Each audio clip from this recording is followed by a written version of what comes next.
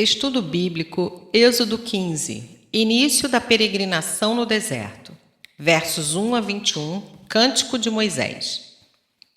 Embora os críticos reconheçam este hino de louvor como um dos mais finos produtos da poesia hebraica, Cambridge Bible, geralmente o relegam ao tempo da monarquia.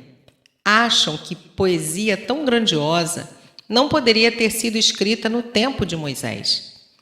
As Escrituras ligam este hino triunfal com a canção de uma redenção maior, quando nas praias do Mar Eterno, no final e glorioso triunfo sobre todos os inimigos, os redimidos cantam o Cântico de Moisés e o Cântico do Cordeiro. Apocalipse 15, 3. Verso 1. O tema desta canção celebra a intervenção divina na derrota daqueles que perseguiam o seu povo. Verso 2. Minha força. Deus que liberta uma nação inteira deve ser conhecido e adorado individualmente pelo ser humano. Verso 3. Senhor é o seu nome. Resposta irônica a Faraó, o qual perguntara: quem é o Senhor? Verso 7. Derribas. No hebraico é mais forte. Despedaças e jogas os escombros sobre a terra. A suprema excelência de Deus se revela quando em Jesus Cristo derriba as obras de Satanás, o reino do maligno, e anula o efeito do pecado na vida humana. Verso 9.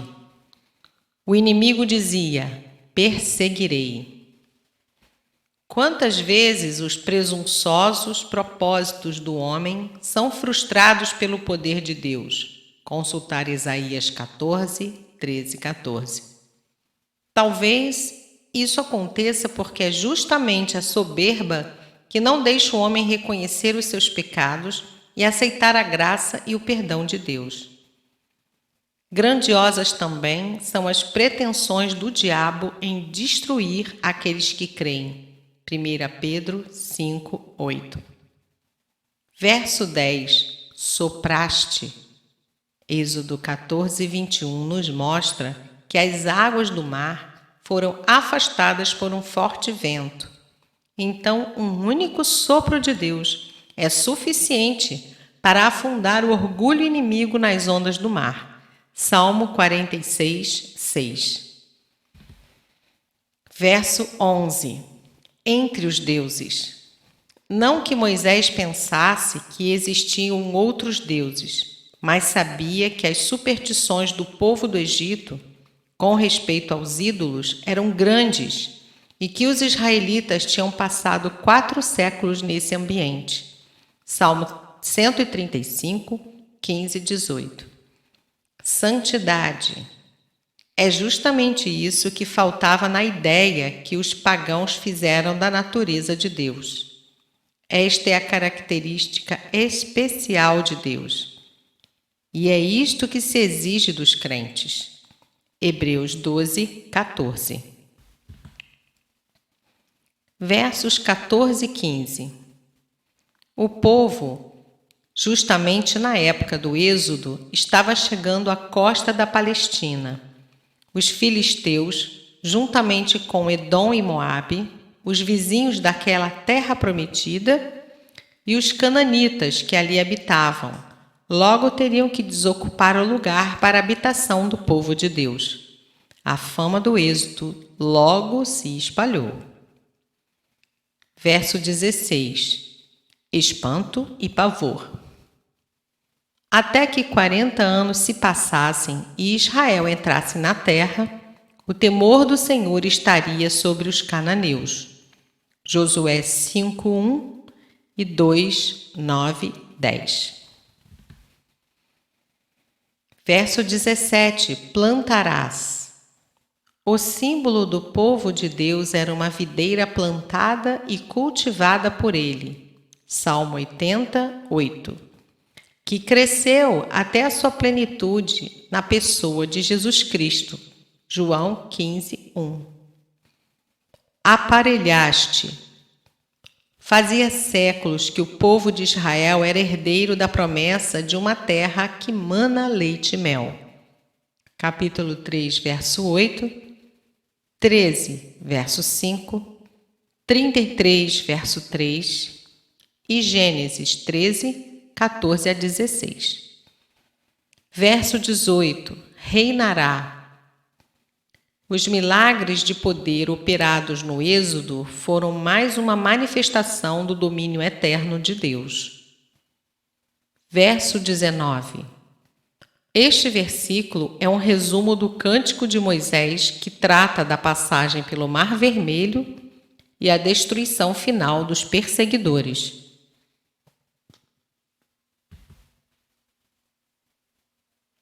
Verso 20.